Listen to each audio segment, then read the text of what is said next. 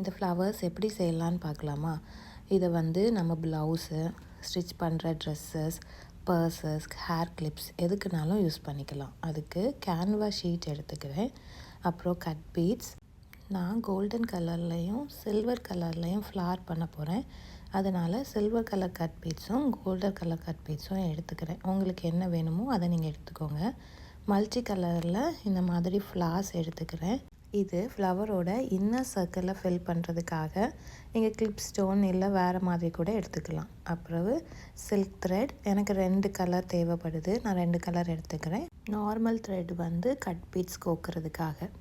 Normal த்ரெட்டுக்கு பதிலாக strings கூட use பண்ணிக்கலாம். அப்புறம் 2 நீடில், ஒன்று நார்மல் த்ரெட் யூஸ் பண்ணுறதுக்கும் இன்னொன்று சில்க் த்ரெட் யூஸ் பண்ணுறதுக்கும். ஃபேப்ரிக் க்ளூ, அப்புறம் பீட்ஸ். இது எவ்வளோ தேவையான பொருட்கள். இப்போது கேன்வா ஷீட்டில் நான் ஃப்ளவர் பண்ணுறதுனால அந்த ஃப்ளவரை வந்து ட்ரேஸ் பண்ணி எடுத்துக்கிறேன்.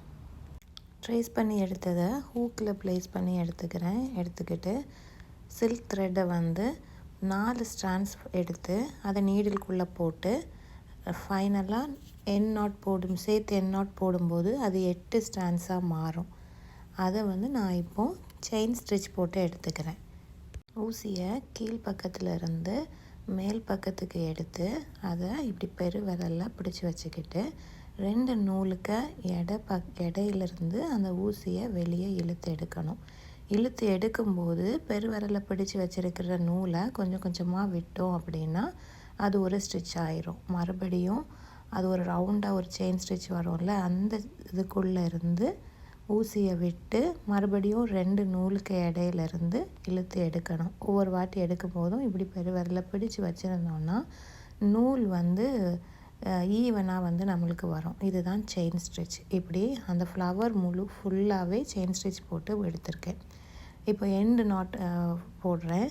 எண்ட் நாட் வந்து 2 தடவை நான் போட்டு, நார்மலாக நம்ம வந்து முடிச்சு போடுற மாதிரி 2 தடவை போட்டு நான் வந்து எடுத்துக்கிறேன்.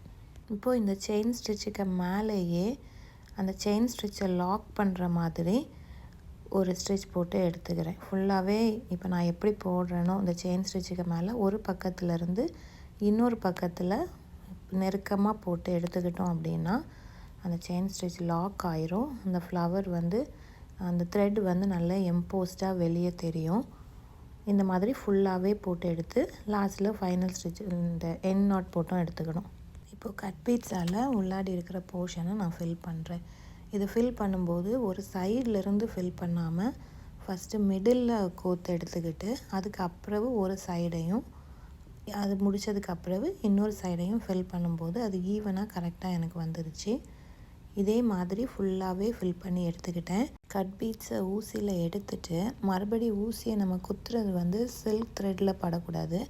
அதுக்கு உள்ளாடியே கொஞ்சம் நெருக்கமாக அதில் குத்தி கீழே எடுத்தோம் அப்படின்னா இந்த மாதிரி கரெக்டாக வந்துடும். சில்க் த்ரெட்டில் பட்டுச்சு அப்படின்னா அது வந்து மேலே ஒரு மாதிரி பல்ஜ் ஆகி நிற்கும். மறுபடியும் அதை வந்து ப்ளேஸ் பண்ணுறதுக்கு இன்னொரு ஸ்டிச் போட வேண்டியது வரும்.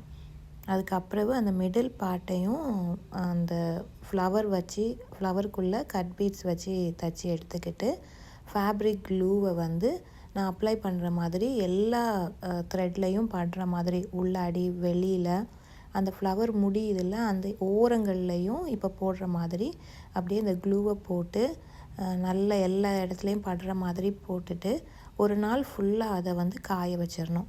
அது காஞ்சதுக்கு அப்புறகு இந்த மாதிரி கட் பண்ணி எடுக்கணும். நான் சின்ன சிசர் வச்சு நான் கட் பண்ணி எடுக்கிறேன். இதை வந்து பத்தி வச்சும் கட் பண்ணி எடுக்கலாம். உங்களுக்கு எதில் கம்ஃபர்டபுளாக இருக்குதோ அதை வச்சு நீங்கள் கட் பண்ணி எடுத்துக்கலாம். ஃபுல்லாக அந்த நம்ம கம் போட்டிருக்கிறதுனால அந்த சைடு ஓரத்தில் எல்லாமே ரொம்ப நல்ல திக்காக தான் இருக்கும். அதனால் கட் பண்ணுறதுக்கு ஈஸியாக தான் இருந்துச்சு. அந்த கேன்வா ஷீட்டை மட்டும் அப்படி கட் பண்ணி எடுத்துக்கிட்டேன். கட் பண்ணி எடுத்ததுக்கப்புறம் இந்த ஃப்ளவர் வந்து இப்படி தான் இருந்துச்சு. இதை வந்து நம்மளுக்கு எதில் விருப்பமோ அதில் வந்து தச்சு எடுத்துக்கலாம். உங்களுக்கும் இது பிடிச்சிருந்துச்சுன்னா ட்ரை பண்ணி பாருங்கள்.